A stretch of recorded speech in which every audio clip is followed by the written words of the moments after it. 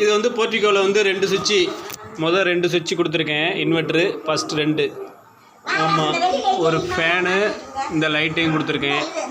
அதுக்கப்புறம் ஹாலில் இந்த லைட்டு, இந்த சுவிட்சு ஒன்று கொடுத்துருக்கேன், இன்வெர்ட்ரு.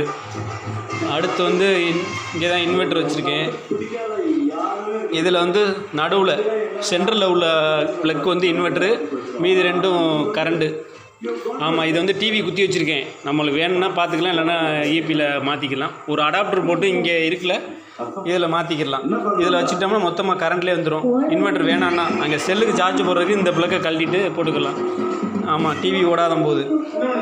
அதுக்கடுத்து இங்கே வந்து இது 2ம், ஒரு ஃபேனு ஒரு லைட்டு, அதாவது அந்த லைட்டு, இந்த ஃபேனு. அவ்வளோதான், ஹாலில் முடிஞ்சிருச்சு. அடுத்து இந்த ரூமில் வந்து இந்த 2ம், இது ஃபேனு இது லைட்டு. ஃபேன் போட்டால் இந்த ஃபேன் ஓடுது. ஆமாம், அவ்வளோதான், வேறு ஒன்றும் இல்லை இதில். வேறு என்ன தகவல்? அப்புறம் இது வந்து இந்த பக்கம் வச்சுருக்கேன்ல இன்வெர்ட்ரு, இதை வந்து இதுக்குள்ளே தூக்கி வச்சிட்டோம்னா கொஞ்சம் சேஃப்டியாக இருக்கும். இப்போ இங்கே இருக்கனால பேஸ் நியூட்ரல் வந்து மாறி வருது.